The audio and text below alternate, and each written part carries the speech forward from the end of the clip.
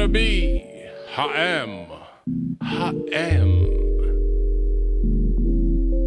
Okay, y'all. It's about to get splendid. Good morning and welcome to a Christmas edition of Pikeandslippers. I'm here with my brother at Neatishead in Norfolk. We've got here for 5 to 8 in the morning. The weather's a little bit blowy, but it's quite sheltered here. And we've just caught a few silverfish to do a bit of live baiting with. And I've just stuck a sardine out on that embankment you can see behind me. And we're hoping to catch a few pike. Unfortunately, my first cast was a load of rubbish because it landed in their garden, so that's one sardine down to the neighbours. We'll catch up with you in a bit.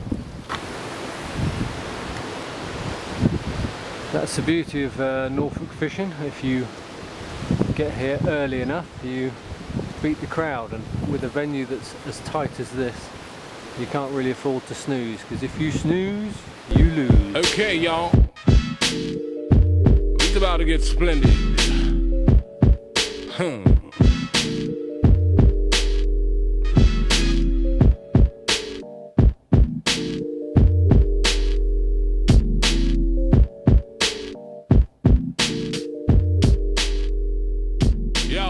True with that, how they know vitalization, new talk sensation.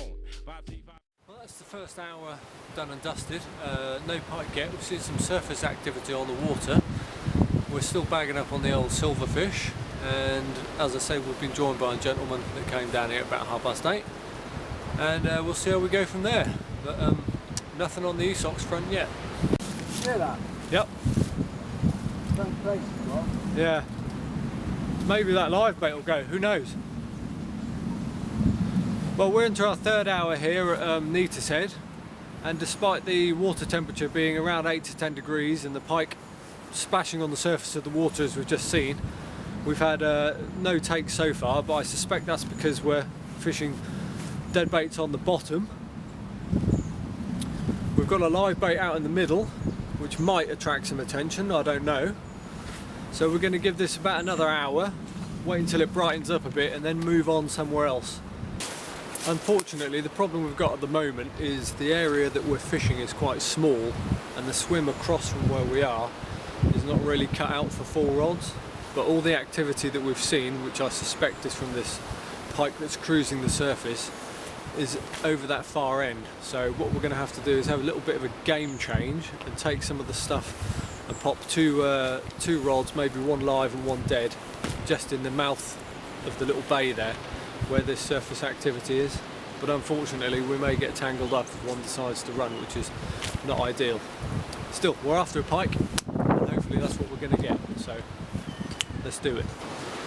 So we're just going to move our rods just below the 3 miles an hour sign and fish over to the right, just into the boat inlet, and see how we go, see if we can pick up this cheeky pike that's swimming around over there.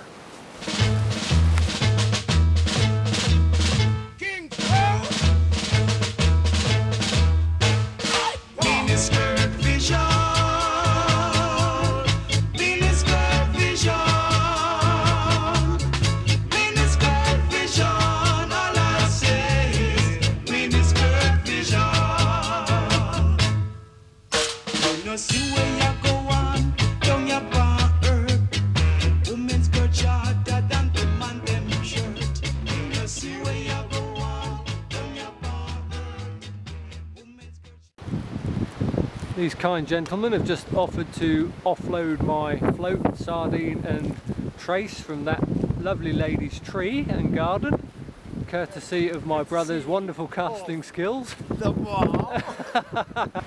Unfortunately, these fine chaps are having some difficulty in retrieving the said gear.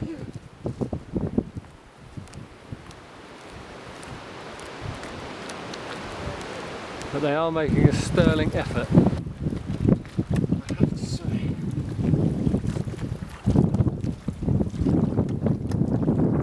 Superb effort from the gentleman.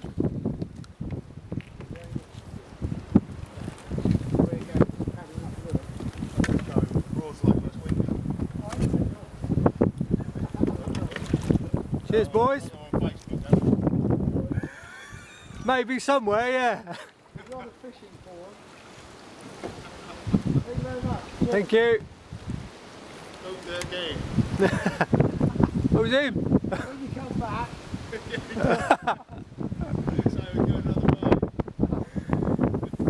Well, that was what was left of my live bait after plonking it just a few more yards up the way. So hopefully we can still catch it.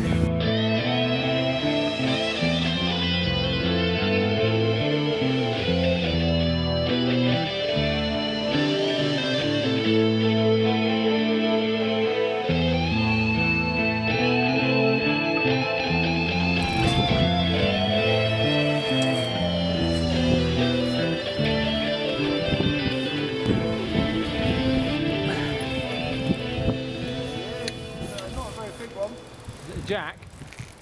Right, B, do you want to get your line out of the way, Chris?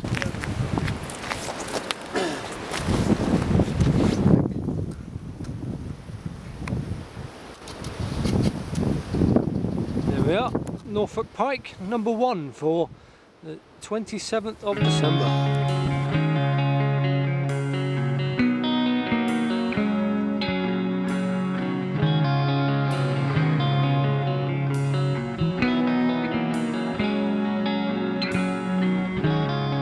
It's been a long